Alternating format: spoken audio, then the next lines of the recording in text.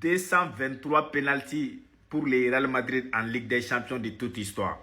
Les gars, le Real Madrid a obtenu 223 pénaltys de son histoire en Ligue des Champions. Et je vois des gens qui parlent, ouais, pénaldo, FC pénalty comme ça. Vous pensez que la vie du Real Madrid, là, c'est aujourd'hui que c'est commencé? Vous pensez que quand on dit le Real est le meilleur, là, c'est aujourd'hui que c'est commencé? D'abord, on commence 1 à 1. On parle de pénalty lorsqu'il y a quoi? Voilà, il faut répondre. Je ne sais pas quand même, on ne va pas donner pénalty parce qu'il y a faute quand même à la défense ou il y a faute au milieu. On parle de pénalty lorsqu'il y a faute dans la surface adverse. Ça peut être faute de main ou autre faute. L'équipe qui parvient même pas à rentrer dans la surface de l'adversaire, comment cette équipe peut avoir pénalty? Il faut dire 1. De 2, le Real a joué combien de matchs en Ligue des Champions? Je jure, deuxième club qui a disputé plus de matchs en Ligue des Champions, derrière le Real Madrid. Même s'il rapporte à 60 matchs de Real Madrid, je supprime tous mes comptes, je laisse les réseaux, je déteste le Real Madrid. Est-ce que vous attendez parler? Tout le monde peut avoir pénalty. Vous pensez que n'importe quelle équipe peut avoir pénalty? Il y a combien d'équipes, il y a combien de matchs? Ils vont jouer tous les matchs. L'adversaire n'arrive même pas à rentrer dans la surface adversaire, même si c'est 2 ou 3. Vous pensez qu'on donne les statistiques de ça, ouais, 3 ballons touchés dans la surface adverse? Vous pensez que c'est connerie, ouais? C'est très dur de rentrer là-bas au lieu d'avoir des pénaltys. Surface adverse. Surface de l'adversaire. Vous pensez que n'importe qui peut rentrer là-bas? Vous pensez que si tu n'as pas de talent, si tu n'as pas des joueurs qui peuvent affronter 1 à 1, si tu n'as pas des joueurs qui sont capables de prendre le ballon et pousser les défenseurs, il peut rentrer dans la surface adversaire? Attends, laisse ça d'abord. Allez-y jouer OneXBet avec mon code promo Kobalini. Votre premier dépôt, on vous donne 200% de bonus. Les gars, les championnats ont repris. Barrage de Ligue des Champions retour la semaine.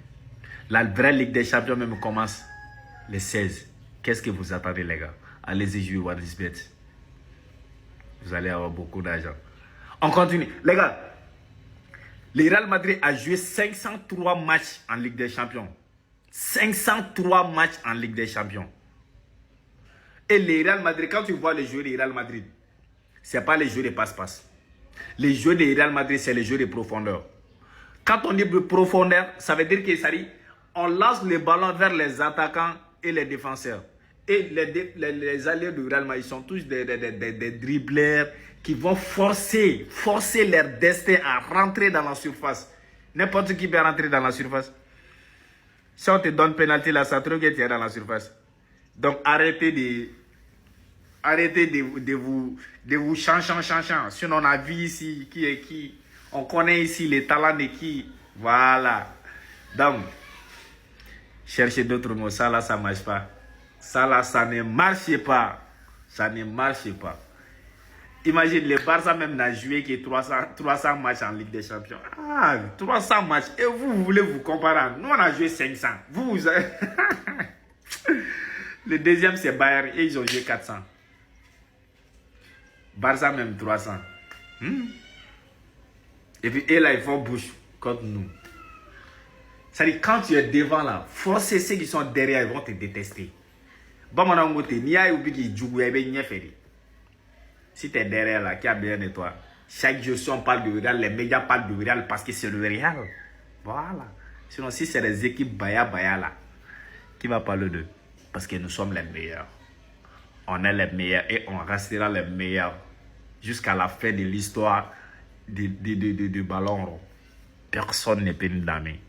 Les gars, je suis pas là pour tirer sur Madrid, mais pour pointer l'arbitrage en Ligue 1. Comment vous pouvez m'expliquer qu'en 3 saisons, Lewandowski a marqué 7 pénaltys, et j'ai bien dit marqué, pas obtenu, 7 pénaltys en 3 saisons en étant le tireur attitré des pénaltys, et que Mbappé, en une saison plus un match, il a marqué 8 pénaltys, en n'étant pas directement le tireur de pénaltys attitré. Donc rendez-vous compte de cette folie. En une saison et un match, une saison et un match. Sachant que là où je vais aller encore plus loin, c'est que sur les 3 saisons, le Barça a gagné 2 fois la Liga, donc a été 2 fois leader de son championnat. Encore sous Xavi, c'était des petits scores. Mais sous Flick, on a explosé toutes les équipes de Liga. On a passé quasi tout notre temps dans la surface adverse. Croyez-moi que des fautes avec des pénaltys non sifflés, il y en a eu la saison dernière. La saison 2023-2024, je préfère même pas en parler, on était sur TikTok. Depuis la saison 2016-2017, c'est 85 pénaltys pour le Real, 61 pour le Barça, 51 pour l'Atlético. Avec ces statistiques, on peut rien dire, mais on peut pointer une chose du doigt, c'est que l'arbitrage est illogique. Et qu'il peut y avoir les mêmes fautes, les mêmes situations, même parfois le même arbitre, mais ça ne sera pas jugé de la même manière. Parce que les arbitres de Liga sont fous. Je parle pas du fait qu'ils avantagent une équipe en particulier, je parle juste du fait qu'ils font n'importe quoi chaque semaine. Enfin bref, sinon vous les gars, vous en pensez quoi? Rien sur ta personne, on s'ennuie. Là, après réflexion, finalement, est-ce qu'il y a un joueur qui connaît mieux Messi que Jordi Alba sur un terrain de football? Parce que oui, j'ai hésité avec Dani Alves. Il y a quand même une complicité entre les deux. Mais Jordi Alba, je pense que c'est le joueur qui connaît le mieux Messi par son positionnement. À combien de reprises on a vu Jordi Alba décaler ou faire une passe décisive à Messi? Revenons sur la saison 2016-2017, Classico au Bernabéu. Cette remontée folle de Sergi Roberto qui va vers l'avant, on voit qu'il perce le milieu de terrain du Real Madrid. Décalage sur André Gomez qui va trouver Jordi Alba. Et expliquez-moi comment Jordi Alba a fait pour localiser Messi. Parce que Messi, si on regarde bien l'action, il n'est même pas encore à l'endroit où Jordi Alba fait sa passe. Je ne sais pas comment il fait. Je ne sais pas si les deux ils ont un ringan ou ils parlent par télépathie. Mais Jordi Alba décale ce ballon sur Lionel Messi. Alors que Messi n'est même pas encore là. Il ne le voit même pas. À aucun moment je vois Jordi Alba regarder Messi. Il ne regarde que le ballon. Et Messi lui aussi, il faudrait qu'on m'explique comment il fait pour trouver le petit filet sur ce match-là. Parce que c'est le seul angle, le seul endroit où il peut marquer. Le seul endroit où il peut marquer, c'est là. Donc, il y a des aliens dans le foot, moi je vous le dis. Hein. Et Jordi Alba, la complicité qu'il a avec Messi, il n'y a pas que ce match-là. Hein. Mais il faut en parler. Il connaît trop bien le football. Il connaît trop bien Messi. Même là-bas avec l'Inter Miami, il se régale. Il se régale. Donc les gars, Messi et Alba, c'est des extraterrestres. Hein. Je vous le dis. Hein. Et c'est pas normal. Mais les gars, il lui est arrivé quoi à Pedri? Regardez son niveau. Depuis quand il est dans le Joga Bonito, lui? Non mais frère, la magie de Pedri, quand on m'avait dit ça, les gars, j'y croyais pas, frère. Non mais c'est fini. Araujo qui est lui-même choqué, les gars, du caviar qu'il y a dans les pieds de Pedri. Comment c'est possible que tu sois un joueur et tu sais tout faire? T'es performant dans tous les domaines. Déjà que l'ancien, il fait partie des meilleurs milieux de terrain, les gars, que notre génération elle va connaître sur les années à venir. La vision de jeu, le fait qu'il puisse contrôler le terrain, les gars, il sait tout faire. Le playmaker a son paroxysme. Et qui plus est, tu le rajoutes, les gars, les gestes techniques, les gestes brésiliens. On avait tous vu déjà, les gars, la vidéo de Pedri qui faisait une reprise de balle. Son fameux contrôle, les gars, du pied en arrière, digne du logo de la Bundesliga. Mais bon, revisiter, bien évidemment. Mais là, de voir qu'en fait, le frérot, les gars, il aime bien s'entraîner à faire des gestes techniques, là, c'est ça qui me surprend. Moi, je pensais voir des trucs comme ça, les gars, autour d'un Lamine Yamal, autour de, je sais pas, moi, un joueur qui respire le Brésil. Mais pas autour de Pedri. Mais pourtant, son pied, les gars, il respire le football. Vraiment, ça me fout de la haine de dire, les gars, mais le Barça, ils ont des pépites, faut pas se mentir. En fait, les frérots, c'est vous qui avez raison. Ils aiment pas Rafinha, ils ne respectent pas Rafinha, ils sous-cotent Rafinha, et Rafinha va encore les choquer saison après saison. Parce que là, derrière moi, qu'est-ce que vous voyez? Real Madrid, Barcelone,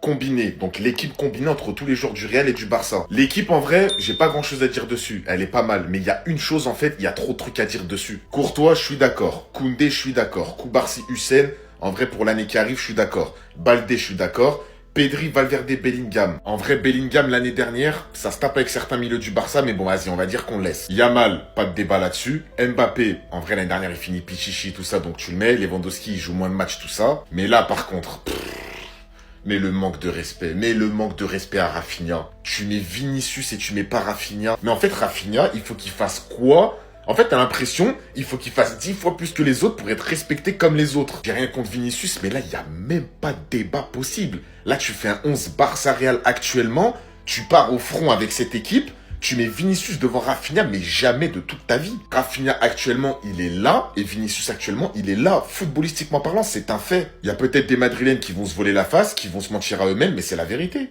On voit les matchs, on allume la télé, on a les chaînes, on voit les matchs. Rafinha, cette année, c'est saison Ballon d'Or. Et là, la saison, elle a même pas encore commencé. Il a déjà marqué. Il est déjà en feu, en pétard. Respectez Rafinha.